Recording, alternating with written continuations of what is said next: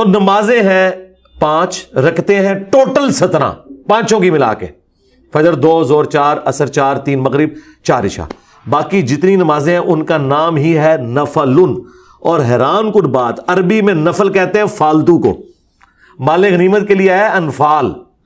جس کا نام ہی ہے فالتو اس کو یہ کہہ رہے ہیں اس کے بغیر نماز ہی نہیں ہوتی۔ یہ کہتے ہیں نہیں ہم سنتے کہہ رہے ہیں، جس سنت کا لفظ کسی حدیث میں موجود نہیں ہے۔ بالعالمین والصلاة والسلام علی سید الانبیاء والمرسلین۔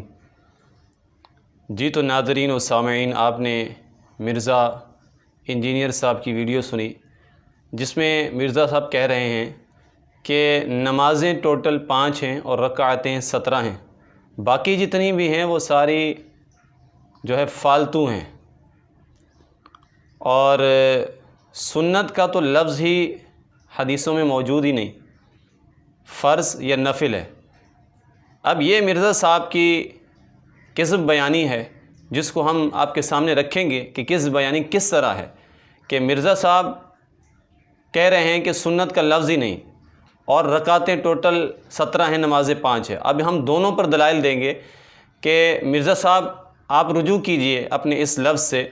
اور رجوع کیجئے اپنے اس موقف سے، اور آپ دیکھیے احادیث کی طرف توجہ کیجئے۔ ہم آپ کی توجہ دلاتے ہیں، ہم آپ کو صحیح مسلم سے دکھاتے ہیں کہ سنت کا لفظ خود صحیح مسلم کے اندر موجود ہے۔ چنانچہ اب پہلی دلیل اس سلسلہ میں صحیح مسلم شریف کی حدیث نمبر 1592 1592 حدیث نمبر ہے، اور حدیث کے راوی ہیں نعمان بن سالم نے کہا کہ جس شخص نے ایک دن میں یہ 12 سنتیں پڑھیں اس کے لیے جنت میں گھر بنا دیا جائے گا۔ ایک تو یہ حدیث، اب اس پر پورا باب باندھا امام مسلم رحمۃ اللہ تعالی علیہ نے، اور باب کا نام کیا لکھا؟ آپ فرماتے ہیں باب فضل السنن الراتبۃ و بیان عددہن، یعنی سنن مؤکدہ کی فضیلت اور ان کی تعداد، یہ باب باندھا۔ اب اس کے نیچے حدیث کیا لائے؟ میں حدیث پوری آپ کو پڑھ کے سناتا ہوں۔ پہلی حدیث بیان کی 1592، اب یہ حدیث ہے 1591۔ حضرت عمر بن عوص بیان کرتے ہیں کہ انبسہ بن ابی سفیان نے اپنے مرض الموت میں مجھ سے ایسی حدیث بیان کی جس کو سن کر خوشی ہو گئی۔ انہوں نے ام المؤمنین امی جان حضرت ام حبیبہ رضی اللہ تعالی عنہا سے روایت کیا کہ جس شخص نے دن رات میں 12 رکعات پڑھیں اس کے لیے جنت میں ایک گھر بنا دیا جائے گا۔ حضرت ام حبیبہ رضی اللہ تعالی عنہا فرماتی ہیں جب سے میں نے رسول اللہ صلی اللہ علیہ وسلم سے یہ حدیث سنی ہے میں نے ان رکعات کو ترک نہیں کیا۔ انبسہ کہتے ہیں کہ جب سے میں نے حضرت ام حبیبہ رضی اللہ تعالی عنہا کی یہ حدیث سنی ہے میں نے ان رکعات کو ترک نہیں کیا۔ اب آپ اس حدیث سے اندازہ لگائیں اور غور کریں اس حدیث پر کہ پورا باب باندھا امام مسلم نے کہ سنت مؤکدہ کی فضیلت اور ان کی تعداد، اور پھر اس پر حدیث میں نے آپ کو 2 حدیثیں پیش کی، ایک تو اس میں جناب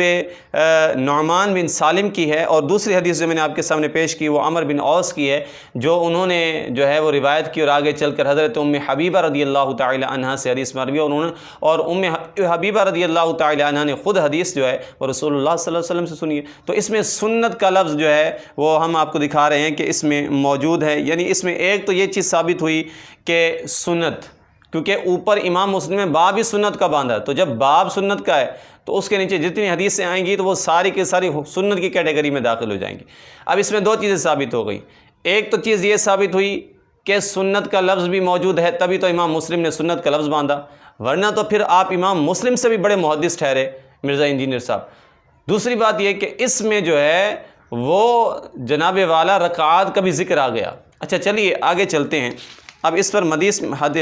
مزید میں آپ کے سامنے جو ہے دلائل پیش کرتا ہوں۔ صحیح مسلم شریف کی حدیث نمبر 1595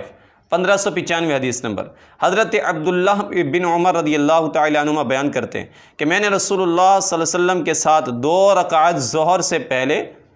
اور 2 رکعات ظہر کے بعد پڑھی، اور 2 رکعات مغرب کے بعد، 2 رکعات عشاء کے بعد، اور 2 رکعات جمعہ کے بعد پڑھی۔ بہرحال مغرب عشاء اور جمعہ کی سنتیں میں نے رسول اللہ کے ساتھ آپ کے گھر میں پڑھی۔ اب یہ حدیث نمبر صحیح مسلم کی 1595، اس میں سنت کا لفظ بھی آ گیا اور اس میں یہ بھی آ گیا کہ رسول اللہ صلی اللہ علیہ وسلم صرف 17 رکعتیں جو مرزا صاحب نے کہا کہ ہیں، تو اگر 17 رکعتیں ہیں تو پھر رسول اللہ یہ کیا پڑھتے تھے؟ اب اس میں فالتو کا لفظ کہنا یہ ایک بڑی جسارت ہے مرزا انجینئر صاحب کی، کہ ہم گزارش کریں گے کہ آپ اس الفاظ کی طرف توجہ کریں۔ اگرچہ آپ نے ایک اور ویڈیو میں اس کی تھوڑی وضاحت بھی کرنے کی کوشش کی ہے، وہ جو آپ اس میں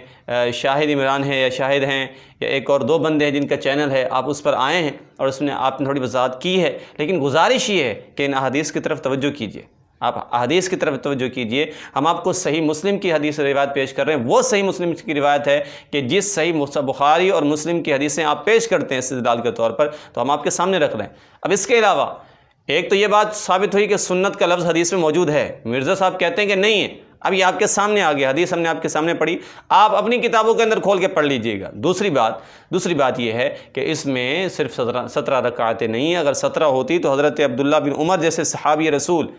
وہ کہہ رہے ہیں کہ میں ظہر سے پہلے بھی، ظہر کے بعد بھی، عشاء سے پہلے بھی، مغرب سے پہلے بھی، اور جناب والا جمعہ سے پہلے بھی۔ اچھا، ظہر سے پہلے کی جو 2 رکعتیں ہیں، اس میں یہ کلام ابھی بالکل نہیں ہو رہا، یہ موضوع ہے ہی نہیں کہ 2 رکعتیں پڑھنی چاہیے 4، لیکن ابھی جو موضوع ہم اس پر بات کر رہے ہیں کہ سنتیں پڑھی ضرور ہیں،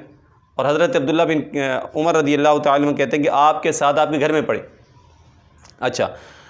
اگلی میں جو دلیل پیش کرنے لگا ہوں وہ سماعت کیجئے۔ حضرت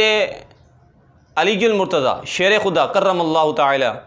عنہ وجہ الکریم رضی اللہ تعالی عنہ علیہ السلام، آپ کی یہ روایت ہے، آپ بیان کرتے ہیں، اور یہ روایت جو ہے وہ امام ترمذی نے سنن ترمذی کے اندر ذکر فرمائی ہے حضرت علی رضی اللہ تعالی عنہ سے۔ کہتے ہیں کہ نبی پاک صلی اللہ علیہ وسلم ظہر سے پہلے 4 اور ظہر کے بعد 2 رکعت پڑھا کرتے تھے۔ ظہر سے پہلے 4 اور ظہر کے بعد 2 رکعتیں پڑھتے تھے۔ اب اس میں سے بھی مراد یہی ہے کہ آپ سنتیں پڑھتے تھے، سنتیں پڑھتے تھے۔ اچھا، اس سے پہلے جو مسلم شریف کی حدیث میں نے پیش کی، اس میں ظہر سے پہلے 2 رکعتیں تھیں، اور ہم نے بیان کیا کہ ابھی یہ موضوع بالکل نہیں ہے کہ 2 رکعتیں ہیں، ظہر سے پہلے 4 ہیں۔ اب اس پر یہ مزید حدیث جو ہے حضرت علی المرتضیٰ رضی اللہ تعالی عنہ وعلیہ السلام کی، یہ مؤید ہو گئی کہ 2 رکعت نہیں بلکہ 4 رکعت ہیں،